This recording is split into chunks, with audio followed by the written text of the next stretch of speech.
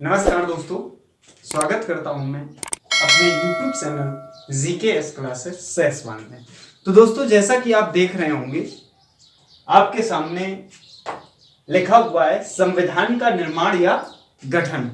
तो हम जब संविधान के निर्माण या गठन की बात करेंगे तो देश आजाद होने के बाद हमारे बहुत जो यहाँ पर क्रांतिकारी थे या उसमें मदद करने वाले थे स्वतंत्रता में, तो उन लोगों ने इसका निर्माण कैसे किया, कैसे क्वेश्चन एग्जाम में डीपली पूछता है इससे। एक्चुअली क्वेश्चन बहुत गहराई से पूछने लगा है एग्जामिनर, तो हम इसमें थोड़ा सा गहराई से ही उसका निर्माण देखते हैं कि गहराई से हम उसे कैसे पढ़ेंगे। तो आइए देखिएगा, जैसे हम बात करते हैं संविधान के निर्माण या गठन की, तो दोस्तों एक बात पे गौर करना है आपको कि सर्वप्रथम भारत में संविधान सभा का गठन का सिद्धांत जो दिया गया था, दोस्तों किसका सिद्धांत, तो गठन का सिद्धांत जो दिया गया था। अगर हम बात करते हैं कि गठन का सिद्धांत किसने दिया था और कब दिया था, तो गठन का सिद्धांत आपको एक बात पता होगी कि स्वराज विधेयक द्वारा, स्वराज विधेयक या इसे आप बिल भी बोल सकते हो, स्वराज बिल के द्वारा। तो दोस्तों स्वराज बिल या स्वराज विधेयक के तहत बाल गंगाधर तिलक द्वारा, किसके द्वारा, बाल गंगाधर तिलक द्वारा। तो यहां पर गौर करना है आपको कि बाल गंगाधर तिलक के द्वारा यह विधेयक लाया गया था।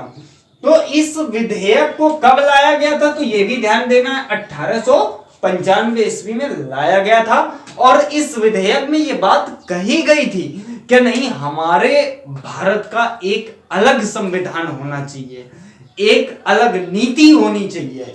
ये सारी चीजें इस विधेयक में कही गई।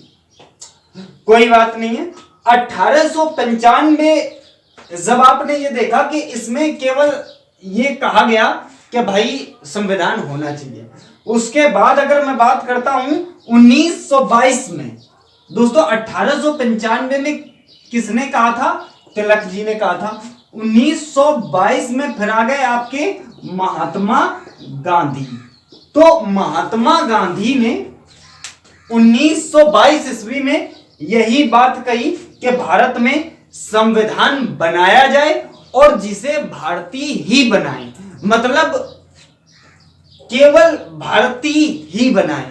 तो उन्होंने 1922 में यह बात कही। तो पहले दोस्तों किसने कही, 1895 ईस्वी में कही थी तिलक ने, वो भी किसमें, स्वराज विधेयक में या फिर स्वराज बिल में कही थी ये बात उन्होंने। फिर 1922 में महात्मा गांधी ने कही।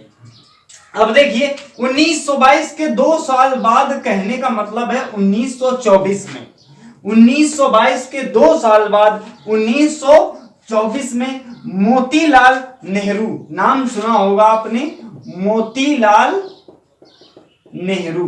तो उन्होंने भी सेम यही बात कही जो महात्मा गांधी ने कही कि ऐसा है कि हमारे भारत का एक संविधान होना चाहिए और उसे हमारे भारतीय ही बनाए। उसके बाद दोस्तों 1924 के बाद अगर बात करूं तो 1934 में अगर मैं बात करता हूं तो 1934 में औपचारिक रूप से एक सभा हुई, औपचारिक रूप से एक सभा हुई।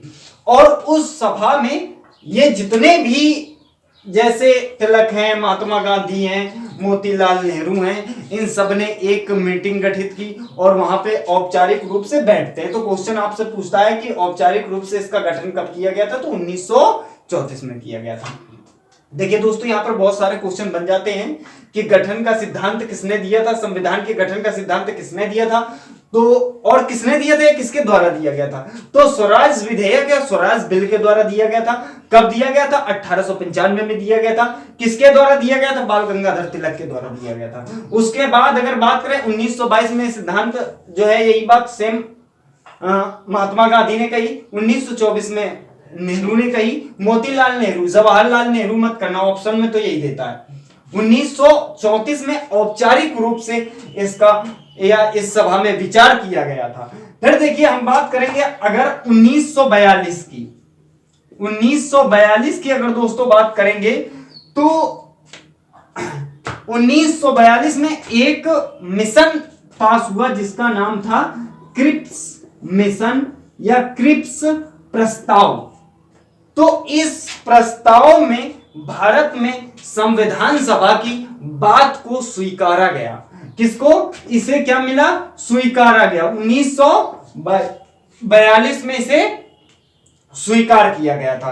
फिर देखिए क्या होता है कि 1946 में देखिए यहां पर इसे क्या कर लिया गया दोस्तों? स्वीकार कर लिया गया। उसके बाद अगर मैं बात करूंगा 1946 की, तो 1946 में कैबिनेट मिशन के माध्यम से भारत में संविधान सभा का गठन हुआ। किसके माध्यम से? कैबिनेट मिशन के माध्यम से।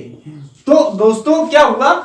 1946 में कैबिनेट मिशन के माध्यम से आप ये समझ लीजिएगा कि भारत में संविधान सभा का गठन हुआ। तो ये तो वो चीजें थी दोस्तों जो हमें नॉर्मल पता होनी चाहिए कि कब शुरुआती माहौल पर क्या हुआ था। यहां पर अभी मैंने पूर्ण रूप से सब कुछ चालू नहीं किया है, जब चालू करूंगा तो बताऊंगा आपको। तो यहां पर देखा आपने कि गठन का सिद्धांत किसके बिल के द्वारा आया, कैसे आगे काम हुआ था और क्या क्या किया गया था। फिर यहां देखा आपने कि 1946 में कैबिनेट मिशन के माध्यम से भारत में संविधान सभा का गठन हुआ था। उसके बाद अगर मैं बात करता हूं दोस्तों, तो यहां पर जब इस सब का गठन हुआ, तो गठन होने के बाद यहां पर थोड़ा सा देखिएगा, आप इसे नोट करें तो नोट कर लीजिए, वरना कोई बात नहीं है। फिर देखिए जब इसका गठन वगैरह हो गया, तो यहां हम बात करेंगे संविधान सभा के चुनाव की। किसकी बात करेंगे? संविधान सभा के चुनाव की। तो जैसे चुनाव की अगर हम बात करते हैं, तो चुनाव में यह हुआ कि 10 लाख व्यक्तियों में एक व्यक्ति पर सीट आधारित की गई। कि ऐसा है 10 लाख व्यक्तियों में एक व्यक्ति की सीट आधारित की गई। तो चुनाव के तहत प्रत्येक 10 लाख व्यक्ति में एक व्यक्ति को निर्धारित किया गया। अब जब ऐसा होता है तो आप ये समझ लेना कि सीटों की बात करते हैं हम जब, तो यहां पर देखिए कुल संख्या कितनी थी। कुल संख्या अगर मैं बात करता हूं कुल संख्या की, तो दोस्तों कुल संख्या जो थी वो कितनी थी आप सब जानते होंगे, 389, या आप हिंदी में कह सकते हो 389 सीटें इसमें थी। अब इस 389 सीट में दोस्तों 292, कितनी? 292 तो कहां के लिए गई? ब्रिटिश भारत को। ठीक है, कहां के लिए गई? ब्रिटिश भारत को 292 सीट। उसके बाद इसमें देखिए 11 प्रांत थे, ये भी आपको ध्यान रखना है, ब्रिटिश भारत में 11 प्रांत थे। उसके बाद जैसे इसमें ध्यान देना है आपको, 4 जो सीटें थी, वो 4 सीटें जो थी वो इसी के अंतर्गत चीफ कमिश्नरी को जाती हैं। किसे जाती हैं? चीफ कमिश्नरी। तो यहां पर ध्यान देना है कि 4 सीटें चीफ कमिश्नरी को जाती हैं। अब वो चीफ कमिश्नरी को जो 4 सीटें जाती हैं उसके बारे में आप देखिएगा। जो 4 सीटें चीफ कमिश्नरी को जाती हैं, तो उस 4 सीट में पहला जो था आपका वो तो था दिल्ली। क्या था? पहला दिल्ली था। और दोस्तों दूसरा जो था अजमेर था, अजमेर मारवाड़ दूसरा था। और तीसरे की अगर मैं बात करता हूं, तो जो तीसरा आपका था कुर्ग। और ये कुर्ग दोस्तों कहां पड़ता है? तो ध्यान रखना आपका कर्नाटक में पड़ता है। कुर्ग कहां पड़ता है? कर्नाटक में पड़ता है। तो पहली दिल्ली को, दूसरी अजमेर जहां मारवाड़ में है, ये आपका कुर्ग जो आपका कर्नाटक में पड़ता है। और अगला पहुंच जाता है ब्रिटिश बलूचिस्तान, जो आपका आखिरी है, तो बलूचिस्तान। तो इस प्रकार से 4 सीटें ये इधर पहुंच जाती हैं। फिर जैसे मैं बात करता हूं 93 सीटें आपकी बची। तो जो 93 सीटें हैं, 93 सीटें देसी रियासतों को पहुंच जाती है, देसी रियासतों को। तो ये बात ध्यान रखनी है दोस्तों कि कुल संख्या कितनी थी, 389 थी, और 292 यहां ब्रिटिश भारत के लिए हो जाती हैं। और उसके बाद देखिएगा ये आप इसको काउंट करेंगे तो आपकी पूरी उतनी ही बैठ जाएंगी जितनी आपकी ये 389 बाई 292 कहां पहुंच गई, ब्रिटिश भारत में पहुंच गई। 4 चीफ कमिश्नरी के लिए पहुंच जाती हैं, उसमें भी दिल्ली, अजमेर, मारवाड़। ये देखिए एक ही चीज है, अजमेर, मारवाड़ और ये कुर्ग कर्नाटक, ये कर्नाटक में कुर्ग पड़ता है, ठीक है ना। उसके बाद ये बलूचिस्तान, ब्रिटिश बलूचिस्तान बोल सकते हो आप। 93 सीटें देसी रियासतों को पहुंच जाती हैं उसमें। अब देखिए एक चीज और, ये आपको ध्यान रखना, डाटा बहुत इंपॉर्टेंट है, कभी कभी पूछ लेता है कि चीफ कमिश्नरी को कितनी सीटें मिली थी, तो यह बात ध्यान रखना। तो इतनी तो चीज जो थी 389 में बटी हुई थी। अगर मैं इसी को वर्ग नियोजन के अंतर्गत बांटता हूं, किसके अंतर्गत, वर्ग नियोजन के, या वर्ग या सांप्रदायिक आधार पर समझ लीजिए। जैसे मान लीजिए सांप्रदायिक आधार पर, तो अगर मैं सांप्रदायिक आधार पर इन्हें बांटना बताता हूं आपको, तो देखिएगा कैसे बांटा गया था। मैंने कहा था मैं डीपली बताऊंगा, आप डीपली गौर करना, केवल देख लेना, याद रहेगा आपको वैसे ही। तो जो सांप्रदायिक आधार पर सीटें, तो पहली बात यहां पर 3 उसमें सीटें बांटी गई थी। पहली सामान्य के लिए दोस्तों, और दूसरा अगर मैं बात करूं तो इस्लाम धर्म के लिए, जिसे मुस्लिम शासन बोलते हो आप। और उसके बाद तीसरी अगर हम बात करेंगे दोस्तों, तो तीसरी जो सीट बटी थी वो सिख को गई थी। तो इस प्रकार से सामान्य, मुस्लिम और सिख के लिए 3 उसमें बांटा गया था। तो ये जब 3 संप्रदाय में ये बटा या 3 वर्ग में बटा, तो इसका जो नियोजन पूरा उन्होंने किया था वो बहुत ही अच्छी तरीके से किया था। तो सबसे पहले देखिए सामान्य का कोटा सबसे ज्यादा ही रहा होगा, आज भी आप जानते हैं, बताने की कोई जरूरत नहीं है। उसके बाद जैसे मैं बात करूंगा मुस्लिम शासन में, तो 79 मतलब 79 सीट इसमें मिली, तो 213 इसमें आ गई जनरल में या सामान्य में। उसके बाद अगर मैं मुस्लिम की बात करूं तो 79 79 सीट, और सिख में आपको केवल और केवल 4 सीट मिली थी, और वो भी कहां को, केवल पंजाब को। ये बात ध्यान रखनी है आपको, केवल पंजाब को 4 सीटें दी गई थी। सामान्य को 213, मुस्लिम को 79 सीट दोस्तों, और सिख के लिए केवल 4, वो भी केवल आपको पंजाब के लिए दी गई थी। तो इस प्रकार से आप इस बात को ध्यान रखना। उसके बाद इसमें ध्यान रखना है कि इस टोटल में 15 तो महिलाएं थी, 15 महिलाएं थी। टोटल में कितनी महिलाएं थी दोस्तों, 15 महिलाएं थी, जिसमें एक केवल मुस्लिम थी। इन 15 में एक मुस्लिम थी, बाकी अन्य अदर थी। तो उन 15 में एक मुस्लिम थी दोस्तों, जो हमारे उत्तर प्रदेश की थी, और उनका नाम जो था अल अजायज रसूल था। दोस्तों ध्यान रखना, क्या नाम था, अल अजायज रसूल। तो इस प्रकार से 15 महिलाओं में एक मुस्लिम महिला थी, जिसका नाम था अल अजायज रसूल। तो ये उत्तर प्रदेश से ही थी, ये भी आपको ध्यान रखना है। अगर क्वेश्चन पूछता है कहां से थी, तो उत्तर प्रदेश से। दोस्तों किसी किताब में नहीं मिलेगा, बहुत गहराई से बता रहा हूं, गौर करना है आपको। तो ये बात आपको समझ में आ गई होगी। उसके बाद अगर मैं आपको एक छोटी सी बात बताना चाहता हूं, इसमें एक और लेडी थी जो हमारे प्रथम राज्यपाल थी, उनका नाम था सरोजनी नायडू। तो इसी 15 में एक और महिला थी जिनका नाम था सरोजनी नायडू, ठीक है। तो ये बात आपको ध्यान रखना है, और भी बहुत सारी महिलाएं थी, आप अपना गौर करेंगे तो ये बात आप ध्यान रखेंगे। अब इसमें जैसे मैं बात करता हूं, तो दोस्तों ये संविधान का निर्माण नहीं, ये तो अभी छोटी छोटी सी बातें हैं, वो आगे मैं बताता हूं आपको। संविधान का निर्माण क्या मतलब, यहाँ पर जरूरी है आपको ये जानना कि क्या क्या हुआ था उसमें, क्या नहीं हुआ था।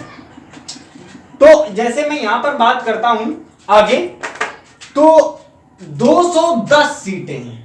कितनी सीटें दोस्तों, 210 सीटें। जब चुनाव हुआ तो कांग्रेस ने अपनी 210 सीटों पे प्रतिनिधि उतारे। कांग्रेस ने प्रत्याशी उतारे। तो यह समझ लीजिएगा कि इतनी सीटों पे उसने चुनाव लड़ा। और उसके बाद इस 210 सीटों में कांग्रेस को 199 सीटें मिली। कांग्रेस ने अच्छी खासी बाजी मारी, यहां पर 210 सीटों पे उसने उतारा, 199 सीटें मिली और 9 का समर्थन मिला। यह बात आपको ध्यान रखना है, इसमें 9 का उनको समर्थन मिला था। तो इस प्रकार से आप ये बात ध्यान रखेंगे, जिससे 208 हो जाती हैं और 2 सीटें निकाल दी जाती है। तो ये बात आप ध्यान रखेंगे थोड़ा सा। फिर जैसे मैं बात करूंगा, इसमें मुस्लिम लीग जो खड़ा हुआ था वो 73 सीटें ला पाया था। और जैसे मैं बात करूं मुस्लिम लीग के लिए, मुस्लिम लीग की अगर मैं बात करता हूं तो 73 सीटें और उसको उन्होंने उतारे थे। और निर्दलीय जो लाए थे दोस्तों, वो 8 सीटें लाए थे। तो ये आपका ब्यौरा रहा उसका। उसके बाद जैसे मैं बात करता हूं, पारसी समुदाय एक था आपका, आपने सुना होगा, उस समय एक समुदाय था दोस्तों, जो था आपका पारसी समुदाय। तो पारसी समुदाय की जैसे मैं बात करता हूं, तो पारसी समुदाय का क्वेश्चन पूछ लिया जाता, बहुत इंपॉर्टेंट क्वेश्चन है, पारसी समुदाय का प्रतिनिधि किसने किया था। तो आप याद रखेंगे एचपी मोदी। पारसी समुदाय का प्रतिनिधि कौन कर रहा था? एचपी मोदी कर रहे थे। उसके बाद दोस्तों अगली बात ध्यान रखना, एक और था जिसे आप एंग्लो इंडियन के नाम से जानते हो। एंग्लो इंडियन के नाम से आप जानते हो। तो एंग्लो इंडियन का प्रतिनिधि कौन कर रहा था? तो ये बात ध्यान रखेंगे, फ्रैंक एंथनी। ये किसका कर रहे थे? एंग्लो इंडियन का कर रहे थे। तो दोस्तों ये बात आपकी समझ में आनी चाहिए। देखिए मैंने आपको पूरी सीट का ब्यौरा दे दिया। अब मैं आपको बताता हूं संविधान का निर्माण या गठन कैसे हुआ, क्या किया गया था। हालांकि ये भी डिटेल उसी की थी, बहुत इंपॉर्टेंट था, जैसे सीटें उसके बीच में आती हैं, लेकिन मैंने आपको पहले ही बता दिया कि इसका गठन इस प्रकार से हुआ था। अगर आप नोट्स बनाते हैं तो बहुत अच्छी बात है। तो यहाँ पर थोड़ा सा गौर करना है आपको कि कैसे आपको करना है। तो जैसे मैं बात करता हूं भारतीय संविधान के निर्माण की, दोस्तों सारी चीजें याद रखना। देखिए 293 सीटों का आंकड़ा आपके पास मैंने साफ शब्दों में दे रखा है कि 293 सीटें जो थी वो आपकी कैसे सेट हुई हैं यहाँ पर। तो यहाँ पर थोड़ा सा गौर करेंगे आप, देखिएगा कैसे निर्माण होता है इसमें, देखिएगा।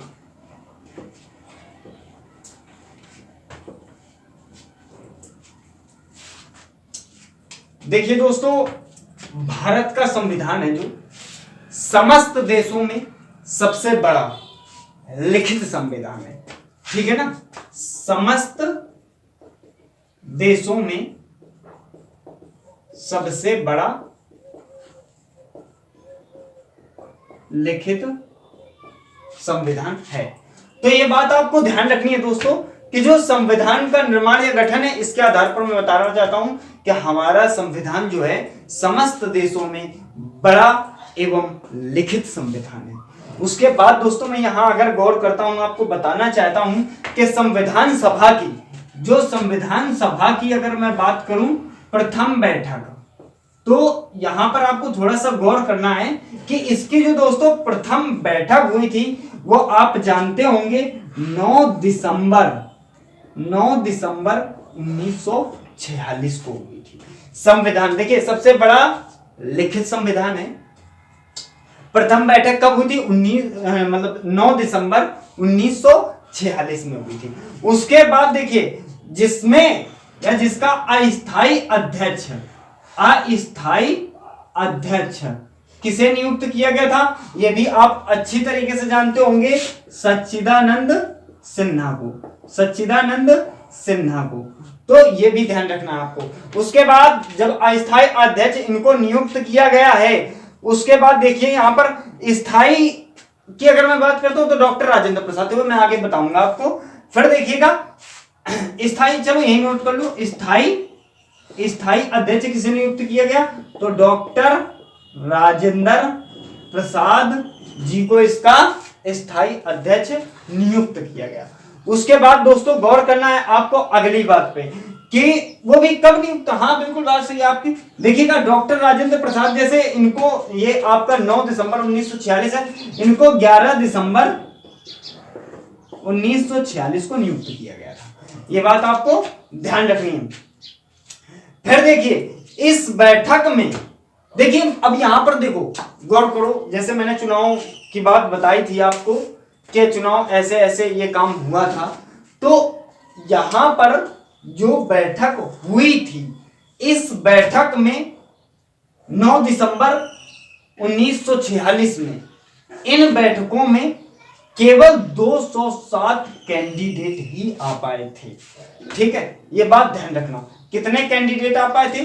207 कैंडिडेट ही आ पाए थे। तो 207 कैंडिडेट आ पाए थे, बाकी किसी कारणवश शायद नहीं आए होंगे, बहानेबाजी तो आप जानते ही वो करते रहते हैं। तो 207 कैंडिडेट ही आए थे और मुस्लिम लीग तो बिल्कुल नहीं आया था। मुस्लिम लीग से एक भी कैंडिडेट नहीं आया था, यहाँ पे एक भी सदस्य नहीं आया था। उसके बाद जैसे मैं बात करता हूं 13 दिसंबर की, देखिए क्या होता है 13 दिसंबर 1946 में। देखिए ये सब नोट करना बहुत इंपॉर्टेंट, मैं बता चुका हूं आपको। 13 दिसंबर 1946 की बात कर रहा हूं। तो 13 दिसंबर को एक प्रस्ताव रखा गया जिसका नाम था उद्देश्य प्रस्ताव। 13 दिसंबर 1946 को उद्देश्य प्रस्ताव रखा गया। इस उद्देश्य प्रस्ताव में मुस्लिम लीग ना होने के कारण, मुस्लिम लीग ना होने के कारण इस प्रस्ताव को रद्द कर दिया गया था। रद्द क्या कर दिया गया था? मतलब ये तो रखा ही गया था, फेल कर दिया गया था। तो याद रखना क्वेश्चन बनता है कि 13 दिसंबर 1946 को जो उद्देश्य प्रस्ताव रखा गया था ये फेल हो गया था। ठीक है, ये भी पूछा जा सकता है उद्देश्य प्रस्ताव कब रखा गया था। उसके बाद देखिए ये पुनः रखा गया। तो दोस्तों इसे दोबारा फिर रखा गया और पुनः ये कब रखा गया? तो ध्यान रखेंगे 22 जनवरी 1947 को ये फिर रखा गया। तो ध्यान रखेंगे 22 जनवरी 1947 को रखा गया और इसमें सभी कैंडिडेटों ने भाग लिया था और ये पूरा पास हो गया था। उसके बाद अगर क्वेश्चन आपसे पूछता है इसमें, देखिए पहले 13 दिसंबर 1946 को रखा गया, लेकिन मुस्लिम लीग ना होने के कारण इसे फेल कर दिया गया। पुनः 22 जनवरी 1947 में रखा गया जिसमें सभी के कारण होने पर इसे पास कर दिया गया था। उसके बाद यह समय, एक बात और ध्यान रखना है इसमें, क्या उद्देश्य प्रस्ताव रखता कौन है? तो याद रखेंगे पंडित जवाहरलाल नेहरू रखते हैं। पंडित जवाहरलाल नेहरू रखते हैं इस उद्देश्य प्रस्ताव को। यह भी आपको यहां पर बात याद रखनी है दोस्तों। तो जब पंडित जवाहरलाल इस उद्देश्य प्रस्ताव को इसमें रखते हैं तो इसमें जो बातें की जाती है वो यही वाली बातें होती है कि मतलब हमें ये करना है, हमें ये करना है, हम इसके तहत ये काम करना चाहते हैं। उद्देश्य प्रस्ताव रखा गया दोस्तों, सब कुछ अच्छे प्रकार से हुआ। इस उद्देश्य प्रस्ताव में बहुत सारी चीजें सामने आई, जैसे हम बात करेंगे देश विभाजन वगैरह सब इसमें इसके अंतर्गत आया था। उसके बाद देखिएगा दोस्तों क्या हुआ, 1947 में ही एक अधिनियम और आया। 1947 में एक अधिनियम और आया। तो इस अधिनियम का जो नाम था भारत स्वतंत्रता अधिनियम था। अधिनियम भारत स्वतंत्रता, या फिर आप ऐसा कर सकते हो भारत स्वतंत्रता अधिनियम। तो 1947 में एक अधिनियम आया जिसका नाम था भारत स्वतंत्रता अधिनियम। तो विभाजन का कुछ भाग दोस्तों, किसका? विभाजन का कुछ भाग, विभाजन का कुछ भाग। तो विभाजन का कुछ भाग जो है हमारा पाकिस्तान में पहुंच जाता है। कहां पहुंच जाता है? जो खरे थे, पीवी खरे नाम था उनका, तो इन खरे ने देखा कि यार निर्माण होना चाहिए, और निर्माण जब इन्होंने करवाया तो उन्होंने सोचा कि यार इस निर्माण में डॉक्टर भीमराव अंबेडकर का होना बहुत जरूरी है। किसका होना बहुत जरूरी है दोस्तों? डॉक्टर भीमराव अंबेडकर का होना बहुत जरूरी है। अब डॉक्टर भीमराव अंबेडकर इस समय खाली थे क्योंकि उन्होंने चुनाव कहां से लड़ा था? खुलना से। उनकी सीट जो थी खुलना से ये चुनाव जीते थे, लेकिन ये तो पाकिस्तान में पहुंच चुका था, तो इनकी सीट ब्लैंक हो गई, ये फ्री हो गए।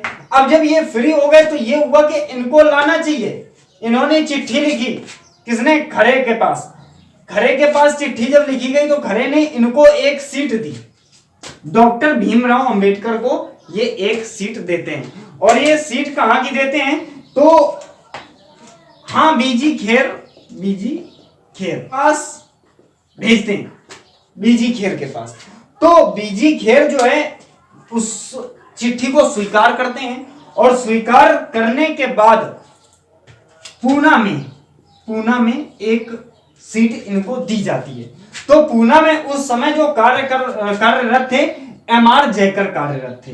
कौन कार्यरत था? एमआर जयकर। ये दोस्तों पुणे की सीट में कार्यरत थे। इनको हटाकर, इस्तीफा दिलाकर इनको इस सीट पर बैठाला जाता है पुणे में। तो ये भी ध्यान रखना, ये जो सीट थी कांग्रेस की सीट थी, तो सब कांग्रेस उस समय अच्छा खासा काम कर रही थी, और उन्होंने ये सीट दी इनको। फिर ये वहां पर अपना कार्य करने लगते हैं। वहां से फिर ये होता है कि डॉक्टर भीमराव अंबेडकर को हमें संविधान के अंतर्गत जोड़ना चाहिए। फिर ये जोड़ते हैं और ये अपना कार्य निर्माण आरंभ कर देते हैं। फिर यहाँ पर देखिए, मैंने बताया आपको कौन कौन सी डेटों पे कौन कौन सा कार्य होता है, कैसे कैसे हम कार्य करते हैं। फिर यहाँ पर देखिए दोस्तों, समितियां आ जाती हैं। तो भारतीय निर्माण समिति और उनके अध्यक्ष, इसके बारे में मैं आपको थोड़ा सा बताना चाहता हूं कि उसके निर्माण और उनके अध्यक्ष कौन कौन थे। तो जैसे सबसे बड़ी चीज आपके सामने आती है दोस्तों, तो मैं बात करूंगा जैसे प्रारूप समिति की। तो दोस्तों यहां पर ध्यान रखना है, प्रारूप समिति के अंतर्गत क्या होता है। तो इसके ये समिति है, मैंने आपको बताया समिति है ये। तो जो सबसे मेन समिति है, महत्वपूर्ण समिति है, तो ये ध्यान रखना है, इसके जो अध्यक्ष थे डॉक्टर भीमराव अंबेडकर थे, ये बात आप जानते हो। लेकिन इसमें 7 सदस्य थे। कहने को तो वैसे सदस्य तो 5 ही थे, लेकिन हम 7 सदस्य मानते हैं कि 7 सदस्यों की इसमें एक टोली थी। तो उसमें 7 सदस्य कौन कौन थे, तो ये बात आप गौर करना है। तो पहले देखिए बीएल मित्र, बीएल। उसके बाद जो दूसरे थे वो थे केएम मुंशी, केएम मुंशी। और जो तीसरे थे दोस्तों वो थे अल्लादी कृष्ण स्वामी अय्यर, अल्लादी कृष्ण स्वामी अय्यर। तो तीसरे कैंडिडेट ये हो गए। जो चौथे थे आपके सैयद मोहम्मद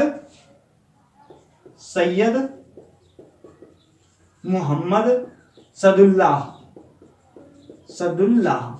तो चौथे कैंडिडेट ये थे। जैसे मैं 5वें की बात करूंगा तो डीपी खेतान थे, डीपी खेतान। तो 3, 2, 5 ये कैंडिडेट हो गए। अब आप कहोगे कि 7 क्यों बता रहे थे आप, तो ये भी आपको गौर करना है। इसमें 2 कैंडिडेटों की मृत्यु हो जाती है, मृत्यु के कारण उनका रिप्लेसमेंट किया जाता है। तो देखिएगा उन कैंडिडेटों की, जैसे मैं बात करता हूं बीएल मित्र की, तो इनकी बीएल मित्र की जगह एक दूसरे कैंडिडेट आते हैं एन माधव राव, उनके स्थान पर इन्हें दिया जाता है। और जो एक और कैंडिडेट है वो है डीपी खेतान। तो डीपी खेतान की जगह पर कौन आता है, तो टीटी कृष्णामाचारी, टीटी कृष्णामाचारी इनको लिया जाता है। ये बात आप ध्यान रखेंगे दोस्तों। उसके बाद देखिए यहां पर कौन सी समितियां हैं, ये बात आपको ध्यान रखनी है। जैसे प्रारूप समिति की बात करूंगा तो इसमें 7 कैंडिडेट सदस्य थे, लेकिन कैसे, मुखिया इसके कौन थे, अध्यक्ष कौन थे, डॉक्टर भीमराव अंबेडकर थे, 7 लोग सदस्य थे, बीएल मित्र थे, और उसके बाद के मुंशी थे, अल्लादी कृष्ण स्वामी अय्यर थे, उसके बाद सैयद मोहम्मद सदुल्लाह थे, डीपी खेतान थे, 2 का रिप्लेसमेंट हुआ था। ये बातें आप इसमें ध्यान रखेंगे दोस्तों। उसके बाद जैसे मैं बात करता हूं इसके अन्य समितियां जो आपके सामने आती हैं, तो इसकी अन्य समितियों के बारे में अगर मैं देखता हूं तो जैसे मैं बात करता हूं संघ संविधान समिति, संघ संविधान समिति। तो संघ संविधान समिति में अध्यक्ष कौन थे? तो जवाहरलाल नेहरू। यह बात ध्यान रखना है, संघ संविधान समिति के अध्यक्ष कौन थे? जवाहरलाल नेहरू थे। फिर दूसरी जैसे मैं बात करूं संघ शक्ति समिति, संघ शक्ति समिति के अध्यक्ष भी पंडित जवाहरलाल नेहरू थे।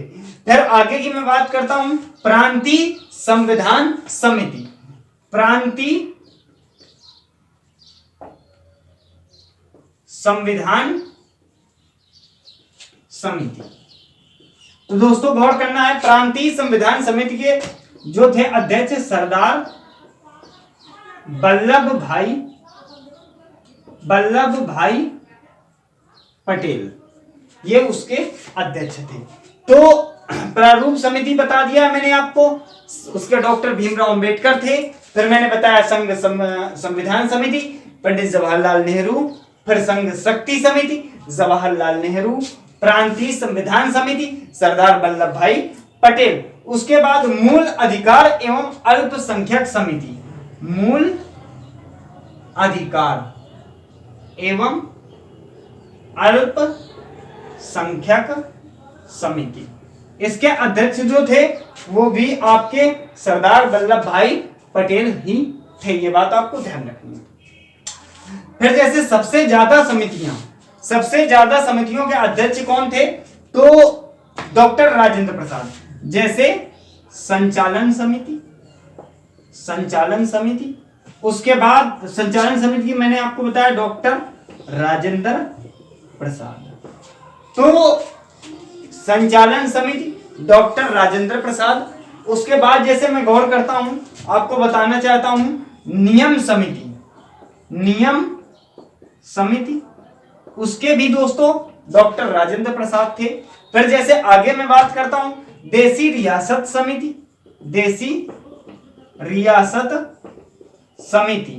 तो उसके भी डॉक्टर राजेंद्र प्रसाद थे दोस्तों। झंडा समिति, इसके भी डॉक्टर राजेंद्र प्रसाद थे दोस्तों। फिर जैसे आगे मैं बात करता हूं वित्त एवं स्टाफ समिति,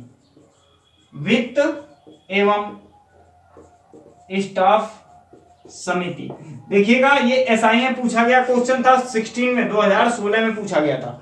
ये बात आपको ध्यान रखनी है थोड़ी। वित्त एवं स्टाफ समिति, तो वित्त एवं स्टाफ समिति के जो अध्यक्ष थे दोस्तों वो भी आपके डॉक्टर राजेंद्र प्रसाद थे। उसके बाद जैसे मैं बात करता हूं आगे आपको बताना चाहता हूं राष्ट्रीय ध्वज समिति के भी डॉक्टर राजेंद्र प्रसाद थे। यह बात ध्यान रखना है आपको कि राष्ट्रीय ध्वज समिति, इसके भी दोस्तों डॉक्टर राजेंद्र प्रसाद थे। फिर जैसे मैं बात करता हूं कार्य संचालन समिति, काफी इंपॉर्टेंट है, तो दोस्तों ध्यान रखना है कार्य संचालन समिति। तो जैसे मैं कार्य संचालन समिति की बात करूंगा तो के.एम. मुंशी थे, के.एम. मुंशी। तो ये बात आपको ध्यान रखनी है दोस्तों, के.एम. मुंशी थे। हाँ बिल्कुल, देखिएगा जैसे ये पारित कब हुआ, कैसे पारित हुआ, तो थोड़ा सा जानकारी ले लेते हैं इसके बारे में।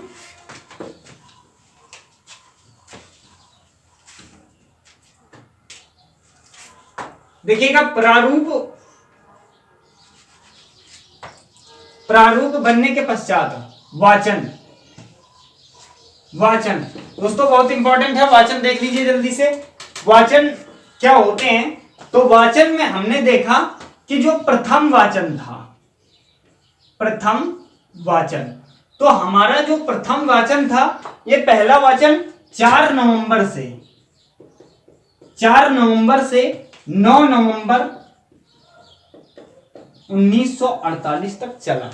उसके बाद जैसे मैं बात करूंगा दूसरा वाचन, तो दूसरा वाचन जो था 15 नवंबर 1948 से 15 नवंबर 1948 से 17 अक्टूबर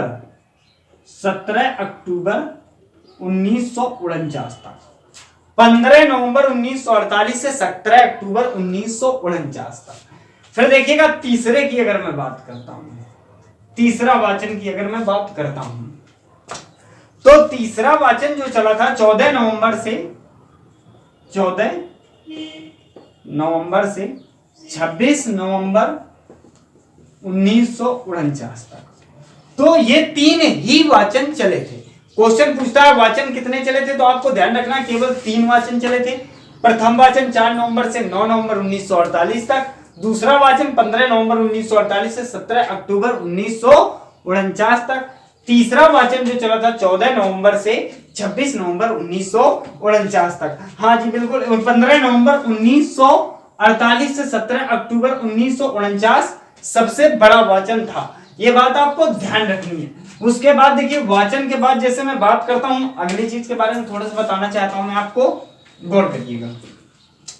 वाचन के बाद अगर हम देखते हैं तो इस प्रकार से जो बैठकें हुई, सब कुछ हुआ, हमारा संविधान निर्माण हुआ, जो 26 नवंबर 1949 को संविधान अंगीकृत किया गया। दोस्तों क्या किया गया? अंगीकृत कह सकते हो आप, या अंगीकृत या पारित किया गया। इतना सब कुछ होने के बाद हमारा संविधान अंगीकृत या पारित होता है। उसके बाद 26 जनवरी 1950 को ये मूल रूप से लागू किया जाता है। दोस्तों लागू कब किया गया? 26 जनवरी 1950 को लागू कर दिया जाता है। उसके बाद अगर हम बात करेंगे इसके अंतिम बैठक की, तो दोस्तों ये बात ध्यान रखना है आपको कि इसकी जो अंतिम बैठक हुई थी वो हुई थी 24 जनवरी 1950 को इसकी अंतिम बैठक हुई थी। तो 26 नवंबर 1949 को अंगीकृत या पारित कर दिया गया था, 26 जनवरी 1950 को लागू कर दिया गया था। लेकिन अगर क्वेश्चन पूछता है कि अंतिम बैठक कब हुई थी, तो 24 जनवरी 1950, 50 लिखा है, 1950 को इसकी अंतिम बैठक हुई थी दोस्तों। फिर देखिए इसे बनाने में अगर मैं बात करूं समय कितना लगा था, तो ये बात ध्यान रखना है आपको कि जानते होंगे 2 वर्ष 11 माह 18 दिन का समय लगा। देखिएगा 2 वर्ष 11 माह 18 दिन का समय लगा था। उसके बाद अगर मैं पूछता है कि कुल कितने अधिवेशन हुए, तो याद रखना कुल 11 अधिवेशन हुए। बहुत इंपॉर्टेंट क्वेश्चन है, पूछ लेता है कि इसमें अधिवेशन कितने हुए थे, तो कुल 11 अधिवेशन हुए थे दोस्तों। उसके बाद अगर मैं बात करूं, हाँ बैठकें इसमें देख सकते हो 166 बैठकें भी हुई, 166 बैठकें हुई। तो ये क्वेश्चन बहुत इंपॉर्टेंट है। अधिवेशन कितने हुए? 11 हुए। बैठकें कितनी? 166 बैठकें हुई थी, तब जाके हमारा संविधान बना था। उसके बाद अगर मैं कहता हूं खर्च कितना हुआ, तो खर्च हुआ था 64 करोड़ रुपए, 64 करोड़ रुपए खर्च हुआ था। उसके बाद जब पूरा बन के तैयार हो गया था, तो यहां पर थोड़ा सा आप गौर करते हैं, तो उस समय एट दिस टाइम आप एक बात ध्यान रखेंगे, लागू होने पर 395 अनुच्छेद, कितने अनुच्छेद थे दोस्तों? 395 अनुच्छेद थे, 22 भाग थे और 8 अनुसूचियां थी, 8 अनुसूचियां। ये बात आप ध्यान रखेंगे। तो ये उस समय था।